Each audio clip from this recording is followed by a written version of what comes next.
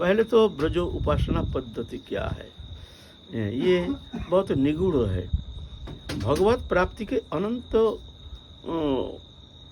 कोटि ब्रह्मांड में भगवान अनंत रूप में विराजमान है, अनंत उपाय है, वो अनंत है, इसलिए उनका नाम अनंत, रूप अनंत, गुण अनंत, सब अनंत। कोई निरूपण कर दिया जो भगवान ऐसे हैं, ये श्रेष्ठ है, तो एक मूर्खता ही है। ये कौन निरूपण कर सकता है, हैं? स्वयं अनंत देव भी अनंत काल अनंत मुख से अगर वर्णन करें तो वहाँ समाप्त होना संभव नहीं है। वो है अनंत। अनंत माइनस अनंत इज इक्वल टू अनंत। अनंत से माइनस करो, अनंत माइनस कर दिया, वियोग कर दिया, तो रिजल्ट इज इक्वल टू कितना होता है, अनंत। वो अनंत ही होता है, क्यों, उसका अंत नहीं है। इसीलिए गीता में भगवान बहुत कुछ कहे हैं अपने विभूति योग में, हम ऐसे हैं, हम ऐसे हैं, हम ऐसे हैं, सब जीव में हम आत्मा है, पांडवों में मैं कृष्ण हूँ, ध्रुव मैं त्रेता युग में मैं राम हूँ, ऐसे सब कहते हैं। आखिर में क्या कहते हैं भगवान, अथवा बहु नहीं तेन किंग ज्ञातेन तवार्जुन विष्ठव्याहम विदं कृतस्नु कांक्षन स्थित जगत। अर्जुन मैं क्या कहूँ बताओ तुमको, अथवा बहु नहीं तेन किंग ज्ञातेन तवार्जुन, मैं क्या कहूँ तुमको, तुम क्या जानोगे, तुम सिर्फ इतना जान लो, अनंत कोटि ब्रह्मांड जो भी सृष्ट पदार्थ है, विष्टव्याहम इदं कृतस्नु में कांक्षन स्थित जगत, एक अंश में मैं धारण करके रखा हूँ, मैं एक कण में धारण करके रखा हूँ, उसका तो अनंत का क्या वर्णन करेंगे, उसका वर्णन होता नहीं है ना। तो उपाय, बहुत सारे उपाय है, बहुत सारे मार्ग अवलंबन करके भगवत उपासना करते हैं, लेकिन वो प्राप्ति तो ऐसा ही होता है जैसे समुद्र दर्शन करते हैं हम, ऐसा ही होता है। कुछ अनुभव करके वो सोचते हैं कि हम सब जान गए हैं, कुछ अनुभव होता है साधन करके, लेकिन उनको कौन जान सकता है, तो किसी का वश में नहीं है, किसी के वश में होते नहीं हैं। लेकिन हमारे वृंदावन उपासना पद्धति की ये विशेषता है कि अनंत कोटि ब्रह्मांड नायक एक भक्त के प्रेम में वशीभूत होकर वो अपना भगवत्ता भूल जाते हैं, मैं भगवान हूँ। एक साधारणीकरण, भक्त के साथ भगवान का एक साधारणीकरण, एक प्रिय से प्रियतम, निकट से निकटतम, निसंकोच, एक एकांत प्रियजन, कोई संकोच नहीं। हमारे चैतन्य चरितमृत में कहते हैं, अपना के बड़ माने आमा के माने हीन, तार प्रेमे कबू अमी ना हो अधीन। माने ऐसा है, बोलता है हमारे उपासना करते हैं, हमको बड़ा मानते हैं, अनंत विभू ऐसे बड़ा मानते हैं, अपने को हीन मानते हैं। बोलता है ठीक है, उसका प्रेम तो ठीक है, लेकिन उसका प्रेम हमको वशीभूत करने में समर्थ नहीं हो सकता है। तो कैसे ना, अपना के बड़ माने आमा के समहीन, तार प्रेमे होई आमी सतत अधीन। अपने को बड़ा मानते हैं, हमको छोटा मानते हैं, भगवान को छोटा मानते हैं। ये कौन होता है, ये तो हमारे सखा है, हमारे मित्र है, हमारे प्रियजन है। प्रिया यदि मान करे कराए भत्सन, वेद स्तुति होती हो हरे मोर मन। वेद स्तुति कर रहे हैं, पुकार के स्तुति कर रहे हैं, लेकिन भगवान वहाँ देखते भी नहीं हैं। प्रिया मानी नहीं होकर के जब कृष्ण को गाली देते हैं, बोलता है वेद स्तुति से भी अधिक हमारे मन को हरण करने में समर्थ हो जाते हैं, उनके प्रेम सर्वथा हमको वशीभूत करने में समर्थ है। ये ब्रज प्रेम, ब्रज उपासना पद्धति है। जो भगवान अपने भगवत्ता भूल करके भक्त के प्रेम में वशीभूत होकर के भक्त के पीछे पीछे चलते हैं। यह हमारे ब्रज उपासना। ये विश्व में अनंत कोटि ब्रह्मांड में जितना उपासना पद्धति है ना, और भी उपासना करते हैं, लेकिन ये ब्रज उपासना पद्धति जो कुछ हट के है, ये अलग है। यहाँ एकमात्र प्रेम ही वस्तु है। प्रेम, जिस प्रेम में भगवान वशीभूत हो जाते हैं, है ना। कोई साधन बिना साधन भगवान को अपना मानने का कारण, प्रिय मानने का कारण, प्रियतम मानने का कारण भगवान उसमें वशीभूत हो जाते हैं। ऐसे बहुत सारे घटना है, बहुत सारी घटना है। एक घटना कहते हैं हमारे वृंदावन में ही श्रृंगार वट में, बहुत दिन पहले की बात है। नंदकिशोर गोस्वामी नामक एक गोस्वामी थे, नित्यानंद वंशज। उनके घर में नौकरी करता था ब्रजवासी बालक भोंदू नाम से। भोंदू बहुत सरल है, कृष्ण से बड़ा लगाव है, ब्रजवासी तो है ही, ठाकुर जी से ऐसे तदात्मता, अपना भाव ऐसे है ना।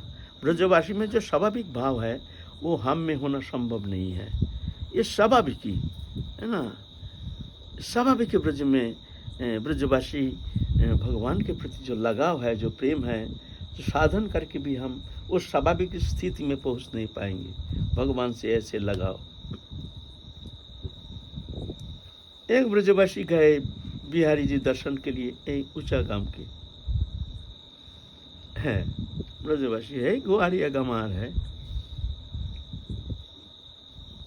पर्दा लगा हुआ है, संत को पर्दा खोलते हैं, सत्य घटना है, हमारे सामने की घटना है। ब्रजवासी है, उनके उपासना तो ऐसे गुआरिया है, बहुत समय पर्दा खोलता नहीं, ठड़ा है, दिमाग गर्म हो गया, बहुत दिमाग गर्म हो गया, गाली दे रही है, ये पर्दा क्यों लगा है, भीतर में कौन है। बिहारी जी जानते नहीं, बिहारी जी दर्शन करने आए तो मुंह में बहुत सारे गाली निकाल रहा है, ऐसा है, भगवान बन गया है, हम यहाँ ठड़े हैं और पर्दा बंद करके मत ठड़ा है, ये कोई भगवान है, इसे बोल के गाली गालोच शुरू कर दिया।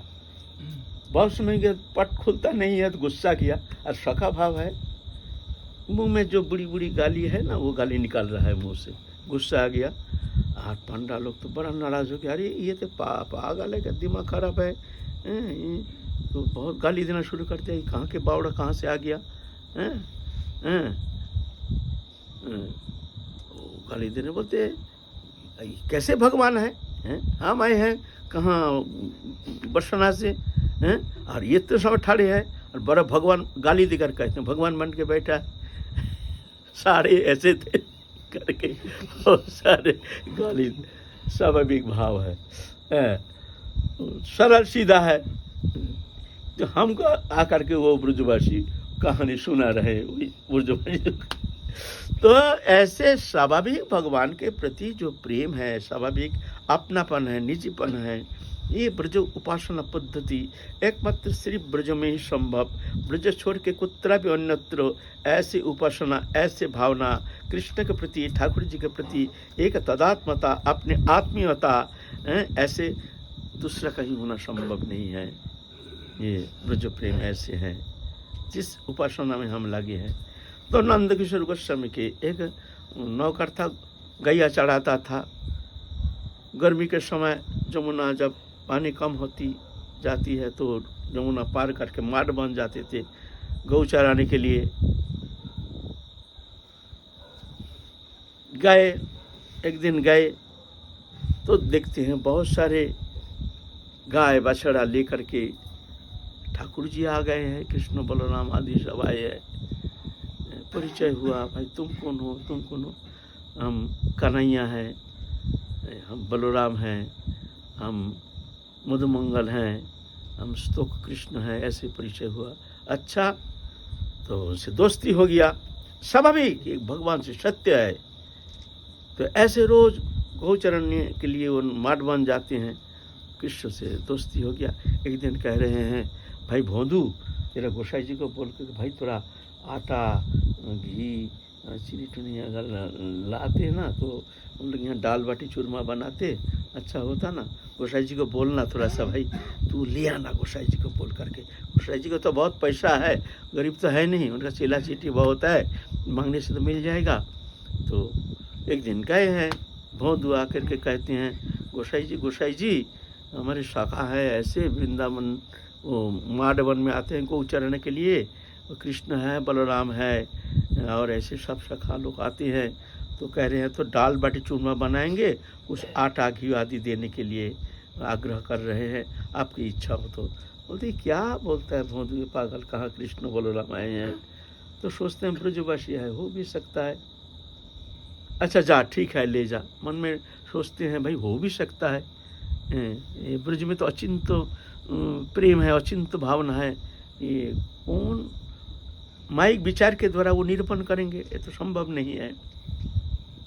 दे दिया आटा घी वो लेकर के उधर जा करके माडवन में दाल बाटी चूरमा बना करके सब गोबा लगा दी, सब मिल करके पाए। तो बीच बीच से ही बोलते हैं, बहुत दिन हो गया भोंदू, भाई थोड़ा गोसाई जी को बोल के थोड़ा सा आटा घी और थोड़ा ले आना, आज भी दाल बाटी चूरमा बनाएंगे। भोंदू फिर जाके बोलते हैं, गोसाई जी फिर कृष्ण बलराम आदि सखा लोग आए हैं नंदगाम से। तो कह रहे हैं, अरे क्या कह रहे हैं पागल। फिर दे दिया, फिर आ गए एक दिन, कहते हैं गोसाई जी कृष्ण, बोलते हम देंगे लेकिन हमको दिखाएगा, दर्शन कराएगा, तेरा सखा कौन है वहाँ। बोलते हाँ दर्शन कराएंगे। अच्छा ठीक है, तो बोलना हमको अगर दर्शन देंगे तो हम दाल बाटी चूरमा खुद अपने माथे पे करके लेके हम जाके सब व्यवस्था कर देंगे। तो जाके भोंदू कह दिया, भाई गोसाई जी ऐसे कहते हैं, हमको दर्शन कराओ। तो ठीक है, कृष्ण ने कहा, भाई एक काम कर, ऐसा तो दर्शन होता नहीं है, तेरे गोसाई का इतना सुकृति है नहीं जो हमको दर्शन करेगा। तू तो कह रहा है लेकिन उनके इतनी सुकृति है नहीं, हमको दर्शन करेगा।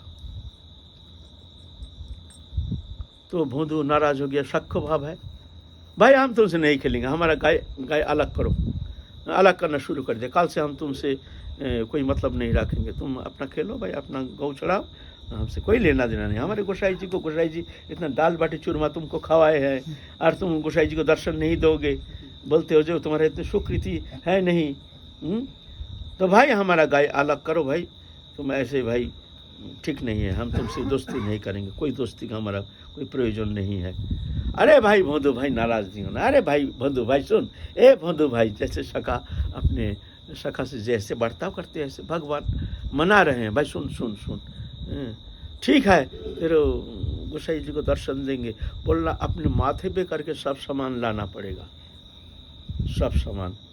हाँ, तो भोंदू जाके कहते हैं, हाँ हमारे सखा कृष्ण बलराम जो नंदगाम से आते हैं वो दर्शन देंगे, लेकिन अपने माथे में करके ले जाना पड़ेगा सामान। अच्छा ठीक है, ले जाएंगे। तो गोसाई जी सोचते हैं क्या कह रहा है, कृष्ण बलराम आते हैं, कहाँ ऐसे ग्वारिया गंवार ऐसे हैं और इसके साथ ऐसे दोस्ती भगवान का, ये कोई और ऐसे ही कोई होगा, कोई कृष्ण बलराम नाम के कोई होगा, चलो कोई बात नहीं, देखेंगे थोड़ा क्या लीला है।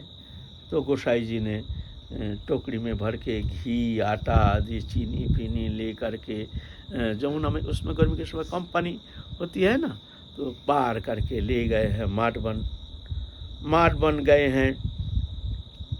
कृष्ण आए हैं, बलराम आए हैं, सब शाखा आए हैं, लेकिन गोसाई जी कुछ दिख नहीं रहे। देखते हैं उनका ही जो पश्चात गाय हैं वो गाय हैं और कोई लोग नहीं, जन नहीं, जंगल है।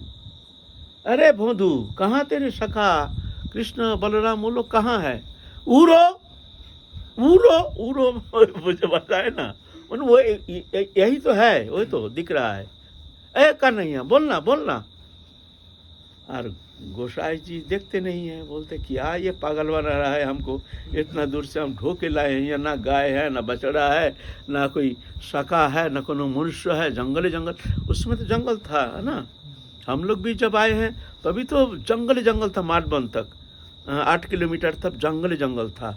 हम 40 साल पहले जब आए हैं उस समय भी जंगल ही, अभी तो बहुत सारे घर मकान दुकान अभी हो गया। हम लोग आके ऐसे जंगल देखे हैं। तो ए कन्हैया गोसाई जी को दर्शन दे, ए कन्हैया दर्शन दे। तो कन्हैया कह रहे हैं तू, वो उसके इतनी स्वीकृति है नहीं, तू छू दे। वो बोल रहे हैं, ये गोसाई नहीं सुन रहे हैं, वो तो सुन रहा है भोदू, तू छू दे, तेरे स्पर्श से वो दर्शन कर पाएंगे। तो भोदू ने छू दिया तो दिव्य दृष्टि खुल गया।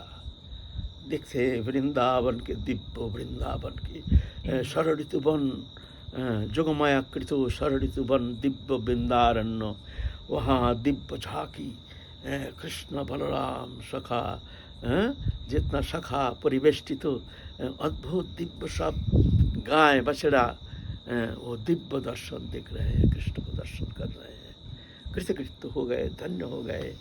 और दर्शन मात्र से ही उनके हृदय ग्रंथि खुल गया, पागल प्राय हो करके फिर आए हैं वृंदावन में, लौट के आए हैं, उनका जीवन धन्य हो गया। ये सत्य घटना है, ये कोई कल्पना नहीं।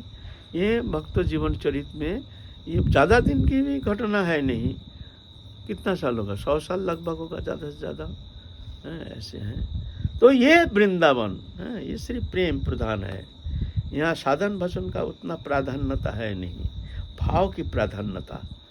एक भाव होना चाहिए, क्रियात्मक। क्या क्रिया कर रहे हैं तुम? 56 भोग लगा रहे हो ना, क्या लगा रहे हो? भगवान झांकते भी नहीं है, देखते भी नहीं है, देखते तुम्हारा मन क्या कह रहा है, तुम कितना प्रेम से लगा रहे हो, बस भगवान उसी को देखते हैं। अगर प्रेम से लगाते हो तो भगवान प्रसन्न हो जाते हैं, उसको स्वीकार करते हैं। पत्रंग पुष्पंग फलंग त्वांग जो में भक्त प्रजच्यति तदाहं भक्त पढ़ितमस्नामि प्रजतात्मनः। भक्त प्रदत्त जो उपहार है मैं प्रेम से उसको स्वीकार करता हूँ। पत्र पुष्प जो भी वस्तु हमको प्रदान करते हैं, यहाँ क्रिया के उतना प्राधान्यता है नहीं। ये ब्रज उपासना भाव का प्राधान्यता, भाव होना चाहिए। हमारे सबसे प्रियतम, सबसे निकटतम जान के कृष्ण के साथ ऐसे ही एक भावमय व्यवहार, भगवान इसमें प्रसन्न हो जाते हैं। ये है ब्रजोपासना पद्धति, जहाँ भगवान भक्त के प्रेम में अपना भगवत्ता भूल जाते हैं, मैं भगवान हूँ, भगवान भूल जाते हैं। भक्त के प्रेम में फंस करके भक्त के पीछे पीछे अनुगमन करते हैं। निरपेक्षं मुनिं शांतं निर्वैर समदर्शिना अनुव्रजमहं पुयत्रं हृरेणुभि, अनुव्रजमहं नित्यं पुयत्रं हृरेणुभि। ऐसे भक्त जहाँ से चले जाते हैं मैं उसके पीछे पीछे अनुगमन करता हूँ, उनके चरण रज लेकर के मैं अपने अंग में लेपन करता हूँ, मैं अपने को पवित्र मानता हूँ। पुयत्रं ही, पुयत माने पवित्र मानता हूँ मैं, रेणु भी उनके चरण रेणु लेकर के मैं अंग में लेपन करता हूँ। ये ब्रजोपासना, ये कृष्ण के साथ ऐसे एक स्वाभाविक बर्ताव, ये प्रेम उपासना हमारे हैं। यहाँ भाव प्रधान है, यहाँ क्रिया प्रधान नहीं है। तो क्रिया किस लिए? न क्रिया भाव में प्रवेश करने के लिए एक प्रक्रिया विशेष, पहले क्रिया, पहले क्रिया। हमारा तो वो भाव नहीं है, तो क्या हम ठाकुर जी के लिए अपना मान करके, निजी जन मान करके बड़े प्रेम से उनको, जैसे अपने प्रियजन को हम प्रीति संपादन के लिए जिस तरह से हम वस्तु प्रदान करते हैं, ठीक उसी ढंग से हम भगवान को भी सेवा करते हैं, भगवान की सेवा करते हैं। और ये भावनात्मक ज़्यादा प्राधान्यता है ये प्रेम उपासना में। मन ही मन में भगवान को साक्षात जैसे हमारे सामने विद्यमान है, और भक्तों निजी हाथ से उनको भगवान को खिला रहे हैं, सेवा कर रहे हैं, चामर व्यजन कर रहे हैं, पद संवाहन कर रहे हैं, शैया रचना करके सुला रहे हैं, चरण संवाहन का, ये सब भावनात्मक, ये सर्वप्रधान है सेवा। साधने भाविबे जाहा सिद्ध देहे पावे ताहा। साधन में जे दान चाई सिद्ध देहे ताहा पाई। जो हम जिस साधन जिस वस्तु प्राप्ति के लिए हम साधन करते हैं वो भावनात्मक होनी चाहिए। सिद्ध अवस्था में उसी को ही हम प्राप्त करते हैं, है ना। यह हमारे ब्रज उपासना पद्धति। ये प्रेम ये लौकिक प्रेम नहीं। लौकिक प्रेम है देहोदैहिक वस्तु संबंधी, लेकिन वहाँ लौकिक नहीं, वो अलौकिक है, वो दिव्य है, दिव्याति दिव्य है, वो कृपा साध्य है। जब भगवत चरण में समर्पित होकर के वो प्रेम प्राप्ति के लिए साधक जब व्याकुलित होकर के भगवत उपासना में व्रती होते हैं, तो अब राधा रानी कृपा करके उनके भीतर में भक्ति देवी की कृपा से वो प्रेम का प्रदीप को प्रज्वलित कर देते हैं। उनके भीतर वो राधा रानी करते हैं भक्ति देवी के द्वारा, प्रदीप को प्रज्वलित कर देते हैं। तब जाके वो प्रेम वो आस्वादन करने में समर्थ होता है। तो हम लोग तो साधन भक्ति दशा का वर्णन किए हैं। साधन भक्ति दशा में जहाँ साधन समाप्त हो जाता है, क्रियात्मक जो भी नाम जप ध्यान धारणा पूजा पाठ स्तव स्तुति वंदना आदि जो भी क्रियात्मक हम अनुष्ठान करते हैं, वो अनुष्ठान जहाँ जाके समाप्त हो जाता है, जहाँ जाके मन भगवत चरण में एक तल्लीनता आ जाती है, उसके बाद फिर मन भगवत चरण में ऐसे निबिड़ संलग्न हो जाता है जहाँ जाके शरीर इंद्रिय के द्वारा जो भी विधि विधान हम आचरण करते हैं वो आचरण करना संभव नहीं है। उस समय वो ज़्यादातर ही चिंतन में ही तल्लीनता, चिंतन में ही सब क्रिया चलती है। तो साधन भक्ति दशा, उसके बाद है भाव भक्ति दशा।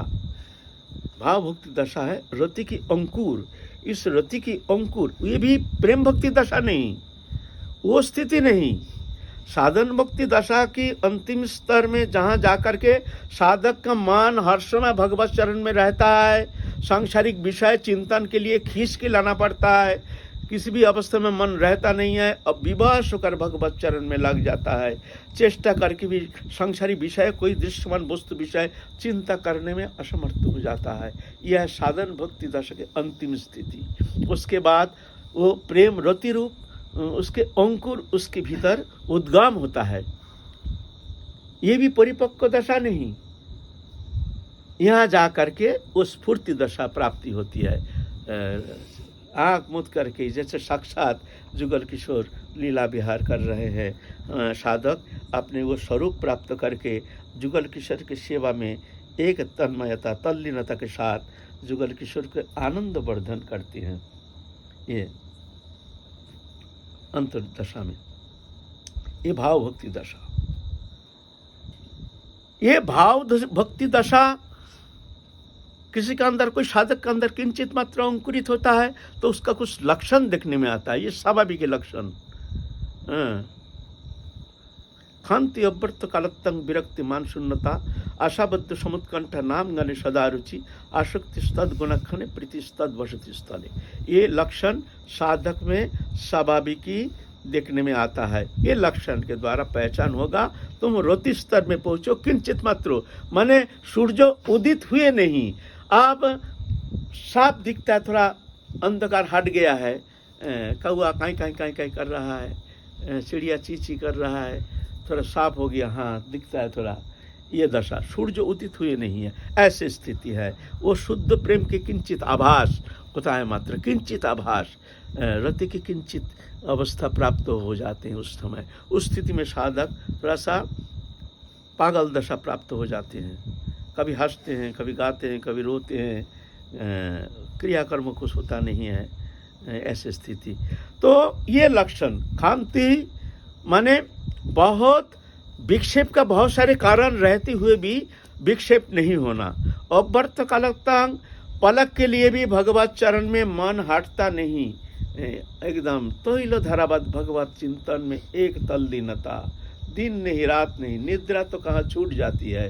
कभी शरीर तो है, शरीर धर्मी होने के कारण किंचित मात्र निद्रा आती है तो उसमें भी वो लीला स्फूर्ति, वो भी वृथा नहीं, हमारे जैसे सुषुप्ति अवस्था नहीं, लीला स्फूर्ति होती है,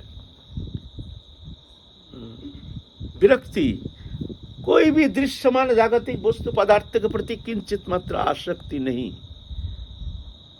अनासक्ति, स्वाभाविक, ये नहीं, स्वाभाविक अनासक्ति। कोई मर गया, हमारा क्या गया, कौन हमारा है, जगत में हमारा कोई है ही नहीं, ये शरीर तक हमारा नहीं, ऐसे जान करके उसका कोई विचलित होना उससे होता नहीं है, विचलित होता नहीं है। मान शून्यता, कोई अपमान करे, कोई लांछना करे, कोई गाली दे, उससे उसका कोई फर्क नहीं पड़ता है। वो जानते हैं किसको गाली देता है, किसको अपमान करता है, ये तक अज्ञानता है। जान करके वो उसमें उसका भीतर प्रवेश ही करता नहीं है। वो सब शब्द, वो सब व्यवहार, कोई गाली देता है या कोई उसको उससे साथ कोई खराब व्यवहार करता है तो उससे उसका कोई फर्क नहीं पड़ता है। मान शून्यता। आशाबद्ध, आशाबद्ध माने दृढ़ निश्चय, ठाकुर जी हमको दर्शन देंगे ही, इसी जन्म क्या अभी दर्शन देंगे। आशाबद्ध, ये आशा टूटती नहीं। हमारा तो ऐसा आशा है ही नहीं।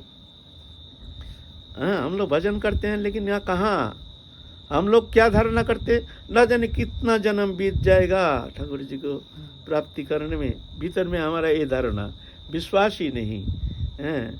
और आशाबद्ध तो बहुत दूर की बात है।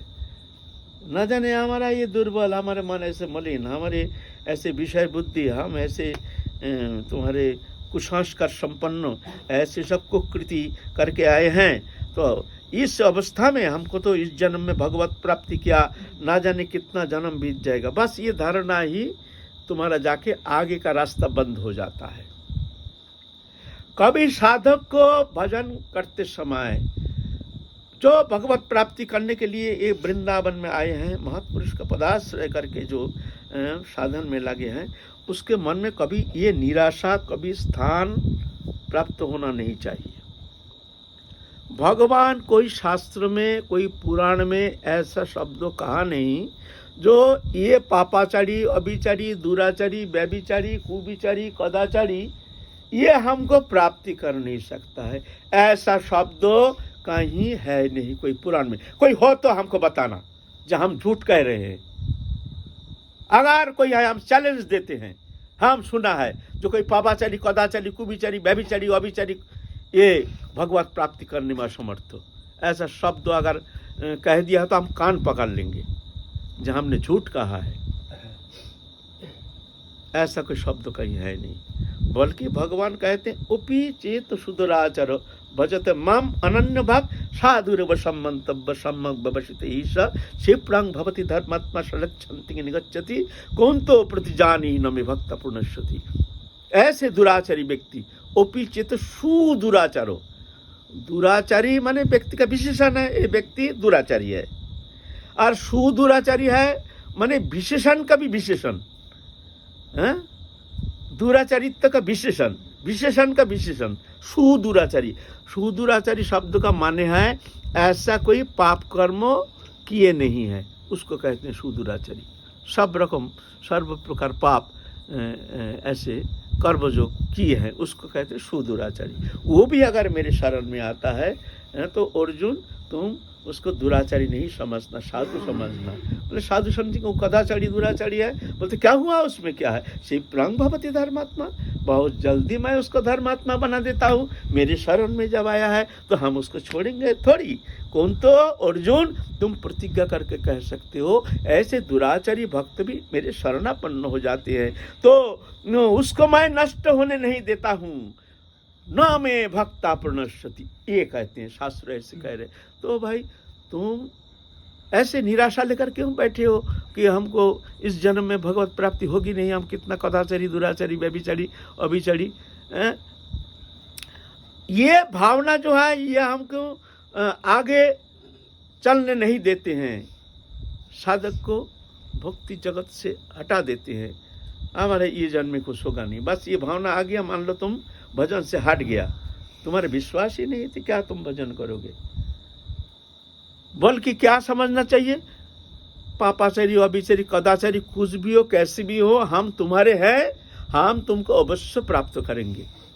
बोले किस बल पर, कौन साधन के बल पर, तुम्हारा क्या साधन है कौन सा बल पर तुम ऐसे दाबी कर रहे हो जो हम भगवत प्राप्ति करेंगे, हम दुराचारी हैं भगवत प्राप्ति करेंगे? बोले हाँ, भगवान करुणामय है, उनके करुणा के बल पर हम उनके शरणागत हैं। भगवान कहते हैं कौन तो प्रतिजानी न मे भक्ता मनुष्यति तमेव शरणं गच्छ सर्वभावेन भारत तत्प्रसादात् परं शांति स्थानं प्राप्त शाश्वतम। तुम शरणागत हो जाओ, उनकी कृपा से तुम परम शांति पद प्राप्त करोगे। भगवान ये कहते हैं उनके करुणा के बल पर भगवान करुणामय है, अनंत करुणामय है। हम जैसे क्या अनंत कोटि ब्रह्मांडों को पलक में तारण करने में समर्थ है। हम तो दूर की बात है, अनंत कोटि ब्रह्मांडों पलक में तारण कर सकते हैं, ऐसे करुणामय है। और क्या है ना, मेरे सबसे प्रियतम, सबसे निकटतम, मेरे आत्मा का आत्मा है, उनसे हमारा आत्मिक संबंध हो, ये कोई बनावटी संबंध नहीं जो उनको संबंध जोड़ा जाता है। कहते हैं भगवान से संबंध जोड़ो। अरे मूर्ख, भगवान से क्या संबंध जोड़ोगे? वो जुरी जुराई है, तुमने भूल गया, भूल करके तुम मानते हो जो भगवान दूर है, उनसे संबंध जोड़ो। अरे पागल, क्या जोड़ोगे तुम? वो जुरी जुराई है, तुम भूल गए हो, भूल को मिटाओ। देखोगे उनसे हमारा नित्य संबंध पहले था, अभी है, पीछे भी रहेगा। तो हमारे सबसे प्रियतम निकटतम जन है, वो हमको अवश्य कृपा करेंगे।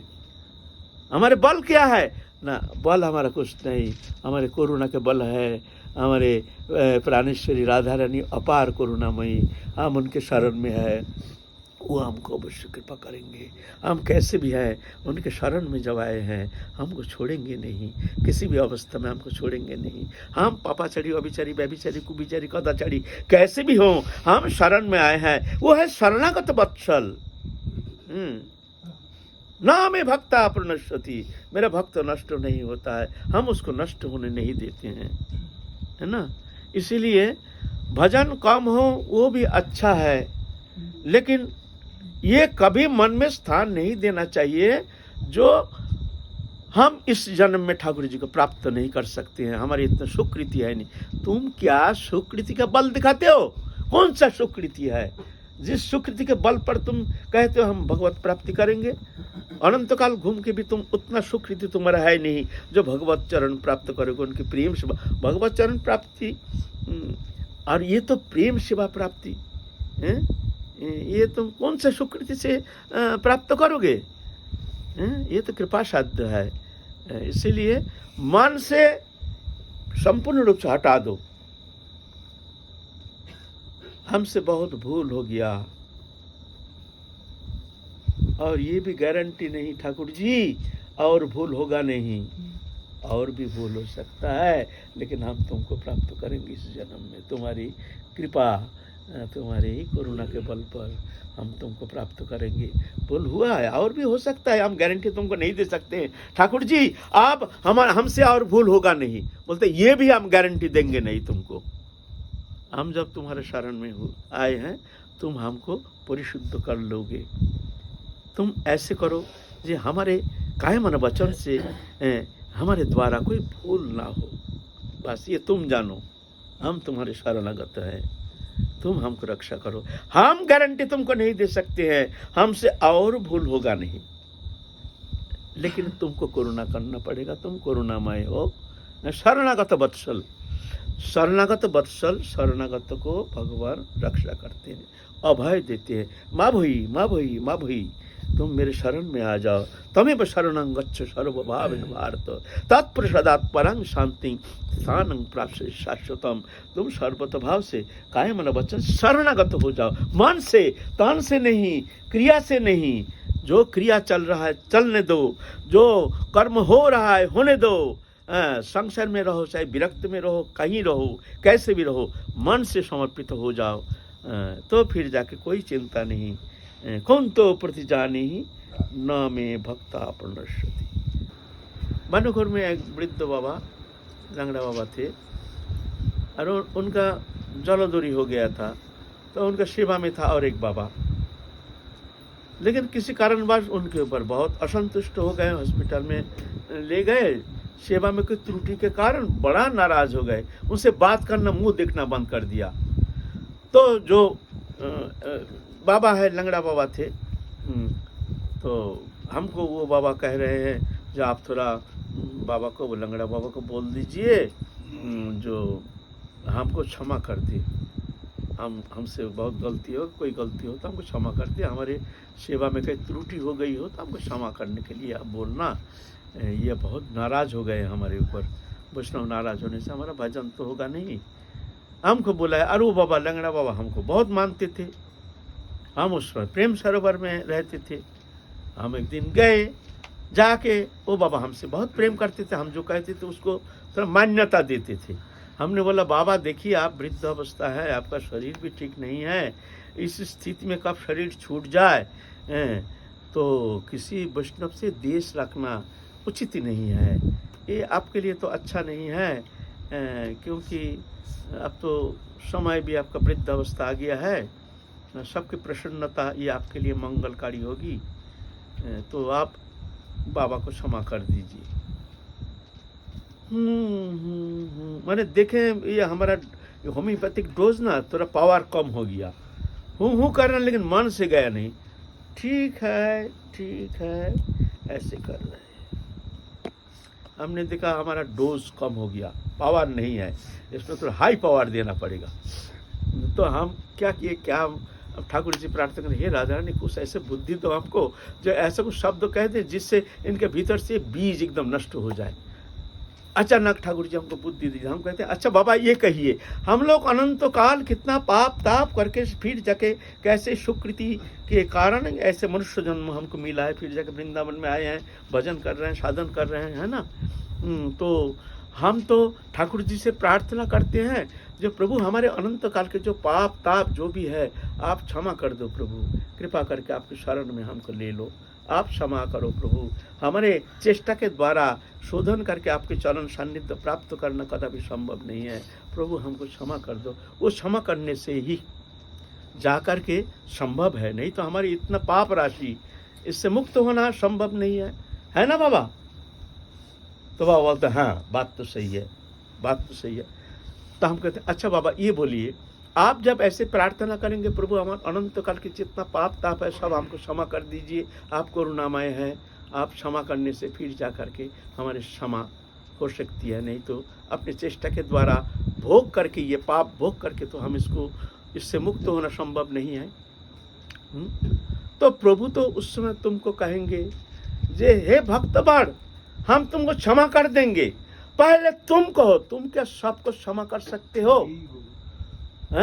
एक जन वैष्णव छोटी सी बात पर, उनके बात पर तुमने नाराज हो गया, तुम उनको क्षमा कर नहीं सकते हो, तुम्हारा अनंत काल के पाप राशि हम क्षमा कर देंगे, तुम क्षमा कर दो। हम प्रतिज्ञा करके कहते हैं हम तुमको समस्त पाप से मुक्त कर देंगे, तुम क्षमा करना सीखो पहले।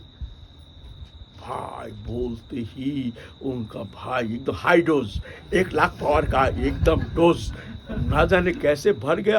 हो कांति बाबा, हो रे बाबा, ओ बाबा हमको क्षमा कर दो। साधु है ना, संत है ना, उनके भीतर में बैठ गया ये बात एकदम बैठ गया, एकदम पागल प्राय होकर के बाबा हमको क्षमा कर दो, बाबा हमको क्षमा कर दो। कांति बाबा भीतर थे, वो तो यही बाबा ऐसा चिल्ला क्यों रहे हैं, एकदम भागते भागते हैं, क्या हो गया? अरे बाबा हमको क्षमा कर दो, अरे बाबा हमको क्षमा कर दो, है ना। तो ऐसे बात है जब साधु के मन में जब ऐसे भावना आ जाती है जो वास्तव में हम ही अपराधी है, तभी जाके क्षमा होती है, तब जाके ठाकुर क्षमा कर देते हैं। मुख से शब्दों से क्षमा होती नहीं है। जय जय श्री राधे श्याम।